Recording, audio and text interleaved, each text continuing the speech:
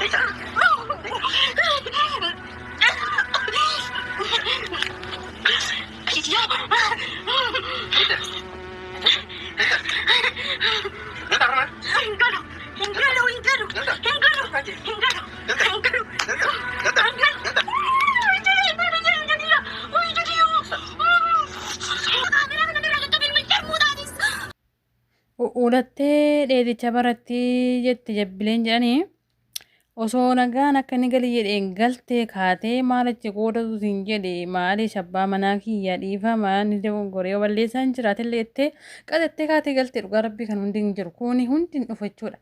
Assalaamu alaikum warahmatullaahi wabarakaatu. Ashamaa harka fuune warroonni amantaa biraallee baga jiraatanii siin jecha asumaan warroonni maatiin aan ta'e maatiin haa ta'an laayik sheer gochaa. Dhugaa rabbii ibsaan jaartii isaa dhunkuut irraa godhe. Dhunkuut Aashamoo eenyu maqaan isii dhunkuut irraa godhe bulleessee butuchee aan dhugaa duute jedhe yaa rabbi duute jedhe duute warra yamanii kana akbaara guyyaa guyyaan fidanii akka kanaan agarra dhugaa rabbi. Ka akka kanaan dhugumaan tumi bar dhukkee irraa kaase jechuudha. Wayyoo isiin ammoo mataa jabaatti. Abbaa manaa isheetiin wal'aan soba'u. No. Abbaa manaa miti dhiirri kabajaa qabdi. Osoo waan inni jedhe ishii jettee haguma fee oltillee balleessee balleesse maali yoo fuudhee harkoo qaba. Du'ee bada jettee arrabsitee mucuqisa gootee yoo inni takka dha'u isiin kudhan gootee dhoofti dhugaa rabbii. Wayyoo. Rifeensisi qaaranaa fakkaatee aartee wayii ofirraa qabdi mataa fardaa sanis irraa bu'ee viidiyoo sanii waraabne garuu an dhugaa yeroo saalfadhe adaadamni fuuluma tolfatee as yaa malee gara keessaa gara namni argu gara malee gara kan waan sirreeffatu maal jechuudha ijoollee dhugaa rabbii akkasitti dhukkee irraa kaasee ibsaan lafa kaa'e jechuudha lafa isii kaa'e garuu hinduuti jedhee eegalumaan akkasitti ilaalu viidiyoon dhumate. Garuu dhiinni afaan yaa'ee ergasiillee yeroo cadhistuu siinuu afaan gaddeebu uduu isii harkan kennatiin viidiyoon dhumate. Viidiyoon isaan maran jechuudha. Oduma kanatti yaa rabbiin duuti wayyoo doon jedhu jechuudha. Wayyoo garuu innis waa balleessee beektanii haadha manaa isaati jaarsaaf jaartiidha. Jaarsaaf jaartiin guyyaa tokko waliin bulteeyyuu kabajaa walii qabdi. Jarri kun gara waggaa lamaa akkas waggaa tokko fixannatti fakkaatee biyyaansi waggaa tokko fixane. Akkana gochuu hanguma feetillee waan feetillee baalgellee camlaqallee yoo taate miidiyaa qullaa fidee dhaabuu qabu. Maal inni miidiyaa kana maraachisu ijoollee? Haadha manaatiif abbaan manaa akka wal godhu miidiyaa fotti kaameraa fotti lafatti yoo tume maal qaba? Haga miidiyaa irra fidee tumu malee hin ta'u. Anisii shaggoo daladdee jechuu guyyaa duun ta'in hanguma tokko dubartiin ammoo jallattuudha. Dubartiin cinaacha bitaarraa uumamtee kanaaf jallattuudha. Subhaanallah rabbiin nu qajeelchuu dubartii yoo jallatte rabbii malee namni qajeelchu takka illee hin jiru jechuudha. Takka malee takka badan jechuudha. Kanaaf isiin ammoo akkuma tokko balleessa qabaattus abbaan manaa ishee fidee miidiyaa irratti akkasii gongolchuun dhiiga afaaniin dachaasuun rifeensa si qullaa bakkee dhaabuun sona si oorguun shaggaa miti jechuudha. Dhugaa rabbiitiin tolle geeruutu bagatume. Maaliif hin cabalaatti jettiin akka badaa baala goomte qoshaashaa taate takkumaa waan istiraama yookaan kabajaa namaaf hin qabdu abadan akkam jaga kaachiftee deemte akkam jaga farda Maalisin dhalaa keessa hin jirtu jechuudha. Baalageedha.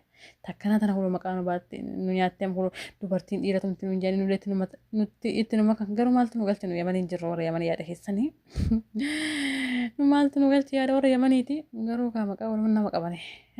Dubartiin bara kanaa dhiira tumti namaa hin jaanii maal jetta nama. Maammadoo namaa achi godhoo dubartiin akka nama tumti fuudhu sodaatee taa'aa qara maammadoo fuudha sodaatee taa'aa jira. Wayyoo wal'aansoo naan baatii haati manaa koo gaafa fuudhee jedhee sodaatee dheessaa amma akkam jettan. Wayyoo dhugaa rabbii yoo tumiisaa womaa hin hafne yoo qajeeltee ima qajeeltee yoo dabdi rabbuma dabsee itti madhiisaa baqa. Wallaahi haga inni hadha tumi kana. Namni akkana tumamu jira. Aan odusii ta'e takkatti musanis yaada qabadhee yallaa yaa abbaa manaa koo yaa habiibii yaa galbii waan sitti balleessa hundaa dhiifa manaa godhee ka'ee fiigee faana gala. Akkasitti hin tumamu. Wayitumaa seetanii wayitumaa harki dhiiraa takka kana nama kaballaan shan namarratti ka'a. Isiin garuu gisee miqa tumamte. Gisee miqa kaballaa kana cawu cawu cawu cawu asiin garana cawu gasiin cawu ganaa dhiinni keessa gajjigee dhiigasanis si arraabsise inni jennaan si abadan si arraabsattee isiinis abadan si arraabsisaa ilma akkasiyyoo ilma baqqasiyyoo jetteen. Akkamitti abbaa manaatti akkanatti yoo baatti ija baatti dhugaa rabbii. Akkasitti wayyoo ani garuu maduute dheegee gaduute nagarra gaa garuu himi jirti osanii fi waan duutullee fakkaattu.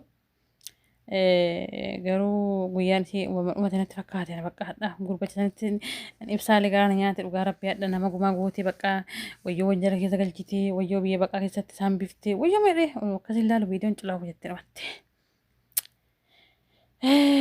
Ima rakkanne bara kana yoo duuneen banne waa baay'ee ganaa agarra jechuudha ganaadha. Kuloo jaarsi keessan gaafa isinitti aare dhukkee isinirraa kaasa miidiyaa koo isin fide jechuudha rakkoodha bara. Anguma keetillee osiin dogoggorti miidiyaa koo fiduun qabu ture.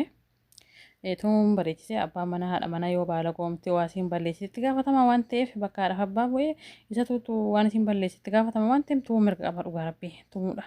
Dubartii yoo tumin sirrooftu yoo shaxixatti godhii yoo abbaan manaa sodaachisiin yoo haga mataa kennarra yoo waa'ee hin sirrooftu. Akkasii maatuma yoo duun ta'in miidiyaa foomaa fideedha. Miidiyaa koo fiduu shaggaa miti. Miidiyaa maan duubatti oduu shuqunatee baay'ee bareeda. Garuu miidiyaa koo fidee akkasi qullaa dhaabee mataa ishee rifeensa qullaa ilaa surree yookaan bantiroon irraa booka'e jechuudha. Akka re'ee kanatti booksiitti buute wayii re'iin takka yaadadhe re'iin gisee biyyatti sinuu takka yaadadhe dhugaa rabbii gisee korbeeyyee walitti buutu wal gaccaatu akkasuma badheetti fiidee kasha goote. Ifaatee bara kanaa dhugaa rabbii yaa rabbii zabanni keenya kun zabana dhumaati. Zabana kabajaanis dhabamee namummaanis namummaa badee jaarsaaf jaartiinis wal wallaaltee taadhaa malee taburus yaadachuu dhiiftee miidiyaa irratti wal baaftee wal saaxiltee jechuudha. Kanuma zabana dhumaati. Rabbiin nu haa tolchu jabaadha waan qabda nyaadhaa fixadha. Wanti lafa keessaniif hin jiru gaafa jaarsaaf jaartiin dhugaa rabbii asirra wal fiddee wal godhu.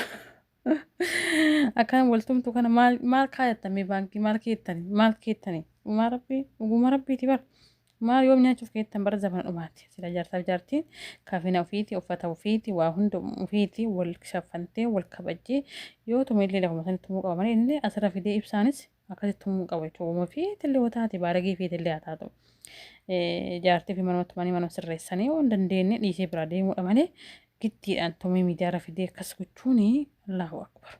Rabbiin nu haa laaffisu zabana dhumaati wallaahi. Maaliif zabana akkir kan dhumaa qayyasanii wanti jaarsaaf jaartii irra walitti aanu tokkollee hin jiru jechuudha. Kanaaf isiin uffata isaatii innis uffata isheeti jechuudha. Akkasii gochuun immoo barbaachisaa miti. Haa ta'u rakkoon qabu hin baala kumte waan ta'eef isa miidiyaa irra fidee akkas wannu gochuu sun silaa shaggaa miti kaameraa fa'aa waraabsaa indoom isaa bichaa dhistee isa yoo arrabsoo bichaa sun ta'e hiriyaa isaa kan kaameraa waraabdu san illee ilma akkasii ni beektan jedhee yaada haasaa isaanii waan akkasii jettee arrabsitee jechuudha nama kaameraa waraabdu isii waraabu san illee jechuudha hundumaa naxxee baaftee jechuudha osoo harka isiin kennatiin ka viidiyoon dhumate.